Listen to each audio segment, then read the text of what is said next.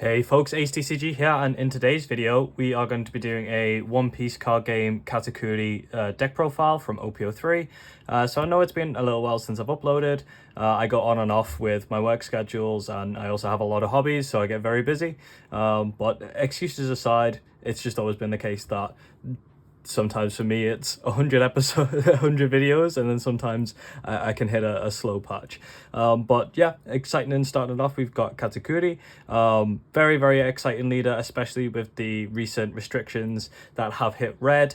It's kind of limited a lot of the options for the deck choices, so two of the harder matchups for Katakuri being Whitebeard, Zoro, and then Ace is kind of 50-50, but all three have been hit with the limitations of the Edward Newgate, the Marco, and the Radical Beam, meaning that the 7k swing from the Katakuri is a lot more impactful throughout the entire game, especially when you're starting to chip away and there's less chance of them just going red beam, deal with that one card answer. So yeah, Katakuri is yellow leader. Yellow came out on OPO3. 5k base, 5 life, which if you've seen any of my deck profiles, I always state is mandatory. I don't like to play 4 life leaders. I like to be able to have that extra card and extra time. And then you can dot X1.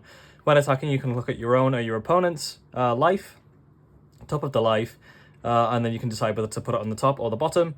90% of the time, I'm choosing my own, unless I'm in the mirror match, and then maybe some funky stuff will go down. But yeah, it's pretty cool. One thing to keep in mind with this is that you can put your own good stuff on the bottom and stuff like that. That's something that recently only opened my eyes.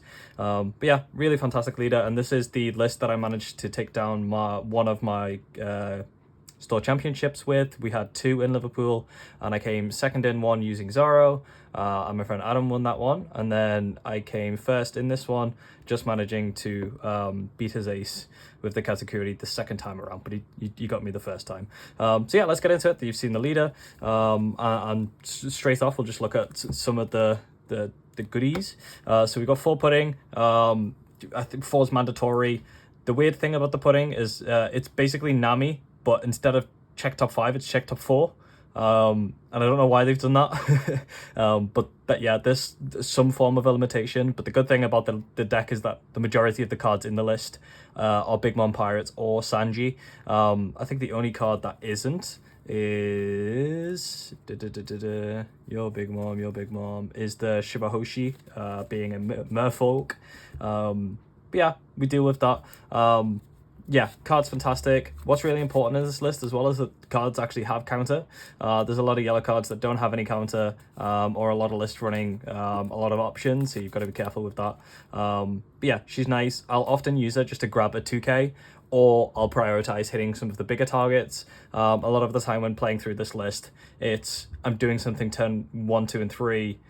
3 sometimes can be a bit iffy, and then I'm kind of waiting till I can drop a 7-drop Big Mom, till I can drop a 8-cost Katakuri, till I can play my 10-cost Charlotte Linlands. So yeah, making sure you're grabbing some of your bigger targets is very important, and that's why we're running 4 Paraspero as well. Bread and butter of the list, 4/4, just does a similar thing, but for the Paraspero, it's on KO, look at the top 3, and grab up to a Big Mom Pirate and add to your hand, then place the rest on the bottom of the deck. This card also has a trigger, which is you can trash one card from your hand and play it when you check it from your life, which is critical, because that is fantastic. Really good. It can be like your life or death sometimes when you're playing yellow, where it's like, did I get a lot of triggers this game? If not, then I'm maybe struggling a little bit if I didn't draw my right line. And if I got loads, then I'm super winning. Next is Brulee. So this is a bit of a weird one. A lot of lists are running 4 Brulee. In my friend group, we've just decided that like it's starting to potentially get to a point where you can start running lower. There's still a lot of removal in the current meta, so like if you're hard costing a Brulee, that's probably going to just get killed at some point, unless you're immediately just going to like trash it for a 5k attack or 6k. You're not getting a lot of value from it. But what's really nice about this is that you can stack it in your life to get it when you need to. And in some matchups, when you reach that really late game and it's just going back and forth, you being able to play a blocker and your opponent not having one can really just be the game for you. So yeah, definitely still running them. I felt like 3 was perfectly fine. Instead of a 4th, I decided to run a Peckhams. So what's I found really critical is that turn 2, you're able to place a body down. And the big thing about having a 3 cost is that if you've went second, which you do want to do when you're playing yellow, especially when you're playing Katakuri, is you will have 4 Don. You can still Don X1 your Katakuri to attack for 7 and check, and then you can play a 3 cost 5k. And you can still have a strong body to either be able to argue with board. What I tend to do with this is just be very aggressive and go face, unless I really need to deal with something. So I really like the 1 Pecons. Unsure if that's going to stay that way, but in the current format where I need to be able to have a lot of aggression and have that board control in a deck that doesn't have a lot of removal, I like the 1-off. And yeah, I don't think I'd change the Peckhams back to the Brule. I found myself either using either of them for counter or hard playing the Peckhams a lot earlier than I'd actually ever want to play the Brule. Next up, we've got one of the best cards for yellow, and it's kind of a weird one because you have to make sure that you're playing it correctly. We've got Charlotte Cracker. So this is another trigger, similar to Paraspero, where you can discard one from your hand and play it, which is fantastic, but it also has the Don X1 ability. If you have less cards in your life than your opponent, it gains 1000 power and the double attack phrase, which is fantastic because you can slam this down and it can be somewhat of a deterrent from your opponent attacking into your life. They might want to then start going into any of your rested characters if you do. So yeah, it's really nice, or they'll just go balls to the wall and make sure that they impact the doom. But this can kind of fill the spot of like turn 3 and 4 where like you kind of like, what am I going to do here? But turn 3, if you have one of these up and you have less life, you can throw a few Don on it. And what I use this for more than the actual hitting the damage is ripping cards from my opponent's hand. Nobody likes to be hit with the double attack because it kind of throw your like evaluations into your mind. And a lot of the times if you go 9 with double attack with Cracker, people will just drop 5k from the hand because they don't want to have to deal with the thought of being on a lower life.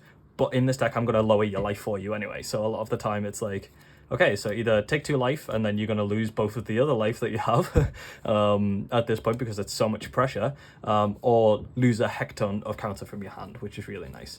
So yeah, this card definitely just puts your opponent in a, oh, what do I do here situation. Kind of a weird one for me. I was trying lower numbers, but for Smoothie, when building this list, I was like, I just want to have as many possible really good triggers as possible. I want to be in a situation where if my life is low, I want to be gaining a lot from it. And the Charlotte Smoothie is also just a really nice beat stick. On the final turn, I was able to attack 4 times for 9k because of the Charlotte Smoothie, because I put 2 Don under it, and then the 2 K power that you get for using the Charlotte Smoothie ability as well was just super useful. I wouldn't tend to use this ability to like add to your life and draw the cards unless you were going for game. There have been some scenarios where I've like smoothied into then using a Cracker ability, but that was very nuanced and very like on a case-by-case basis, so I wouldn't advise doing that all of the time unless you think you're going to gain such a strong advantage. Your opponent has next to nothing on board and the crackback that they can have from that is so minimal. But yeah, just use this as like a 5k body a lot of the time. Grab it a lot of the time from my life and I'm just like, heck yeah, I've got a 5k beat stick here, but that can also just become 7 if I need it to. And then speaking of beat sticks, we have 4 cost 6k vanillas. Similar to the Peckham, similar to talking about playing the Paraspero on curve, you need to get a body down as early as you can. This deck, the later this deck goes, the more painful it can be for your opponent. But what's really important is that you're able to put your opponent in a position where they have to take life a little bit early because you're adding so much pressure. Putting a Don underneath a 6k body, going 7 and then 7 with Katakuri, means that you're almost guaranteed to be dealing your opponent a damage or destroying their hand, and having the bodies there and then protecting your bodies is critical. So I definitely like this as a way to just be able to like crack through and make sure one of my lights just turned off. There we go, we'll fix the lighting.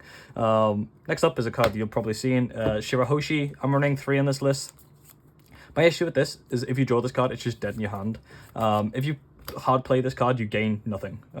You get to mulligan your hand, I suppose, a little bit, but then it's, you just paid 5 Don for a 0 cost card, but when you get it in your life, it feels fantastic. And then when you 8 cost Katakuri, you're like, oh yeah, I'm really winning. But it just feels a little bit win more. It's nice when it goes off. A lot of the time, I will try and get it in my life. If I don't get it in my life and it's in my hand, I'm only using it for the counter power. So don't hard play this card. That's kind of like an insta like neg to your tempo. So yeah, use this as counter materials or pray that you get it in your life. It is what it is. Card's good. I'm happy with that 3. You can run the 4 of if you want to. You could drop this. However, I'd rather be able to have that strong body that I was talking about for the reasons I talked about. So the 3 is perfectly fine. 3 7-drop Charlotte Linlin. Some lists are running 2. I like the 3. If I'm going first, I want to be dropping this Charlotte Linlin. If I'm going second, I get to attack with Katakuri and drop a Charlotte Linlin. Super amazing pressure and works perfectly with the way that I'm trying to play the deck, which is super early aggro, and now I play a Linlin, and I want to put you in a position where you're kind of forced to have to give me the life. I'll put you in a position where you take the life and you've got 1 or 2 lives left, and I've got an 8-cost body, a 6k, loads of stuff, and you're just like, uh-oh, I really need to make sure I'm playing perfectly, and if you don't play perfectly, Papa's gonna grab it. Mama. 8-cost Katakuri, 2 of them. This card's nice sometimes, is the perfect description of it. In the longer games where you're kind of going back and forth and you need the heal, this is great. If you see the Shirahoshi, the Katakuri, like being able to put it on back on the top is fantastic. Can't argue with that. We'll use a lot of the times I'll use the Katakuri with the putting it on top so that I can make sure that I'm getting just extra value from being able to play it, get more stuff that I need. If I'm searching for like my 2Ks, then yeah, definitely. Wouldn't run 3 of this. I don't think you need 3 of it, to be fair, and I definitely think this is gonna happen a lot more often than this. One thing to do you should keep in mind with the 7-drop though is that if your opponent has 0 life, they can just state that they want to take their own life. So it just basically is a 7 for 8 vanilla. No, an 8k for 7 with vanilla. So make sure that you're using this only when it procs, and that's why late game the Katakuri can go off a little bit more if your opponent's on like 0 life, or if you're playing against Newgate. Yeah, you get it. 4 10-drop Charlotte Linens. This card is absolutely busted. On play, gain a life and deal a damage to your opponent, and that trashes. It trashes, and it's 12k. Fantastic. If you get back-to-back Linlins when your opponent isn't being super aggressive at you, it's just disgusting, because like you have all of these triggers. So not only do you get like extra value from healing and dealing your opponent damage, you just put them on a timer where it's like, I've played this, I know you've got 1 life left. On next turn I might play another Linlin, or just for a laugh I'll just go super aggressive in your face. Yeah, disgusting. And then we are running the 2Ks, so we've got 3 Charlotte Pudding, 4 Sanji, and the 4, I'm gonna butcher this so much, Stroisen, whatever that is. So this one, hardly ever use the on play for this. Sometimes I'll play it if I'm a little bit concerned about the matchup. So if I'm playing against a law, definitely I'm going to play this, because I want to make sure that I can deal with their 1-cost blockers, because that is kind of a lot of the weakness behind this deck. Sometimes you can just really struggle behind 4 blockers, and you're just like, okay. Sanji, hardly ever play this card, but it definitely does come up more than the Charlotte Pudding. I would probably switch the ratios around in this if I wasn't playing Katakuri, because you might play this more to just check what's there. But realistically, having the 2k in your hand is so important that, like, yeah, I hardly ever play it. I have played the Sanjis before. If I've had like a weird hand and I need to fix it, it can be a nice little combo if you check with Katakuri and see a card that you want, like your 7-drop or your 10-drop, and then you can just add with the Sanji. But what I'll use this for a lot of the time is if I'm playing against a deck that's going to play like a Boogie, then I can just go ahead and use the Sanji because he's strike and not slash, which is nice. But yeah, only 11, not the 12. I feel like 11's perfectly fine. Wouldn't cut anything from the deck to make it the 12. Definitely didn't notice it. Wouldn't go lower than 11 in this list, because you have a lot of 1 costs, and it's nice to be able to stop a 7k attack at least sometimes and not get overwhelmed.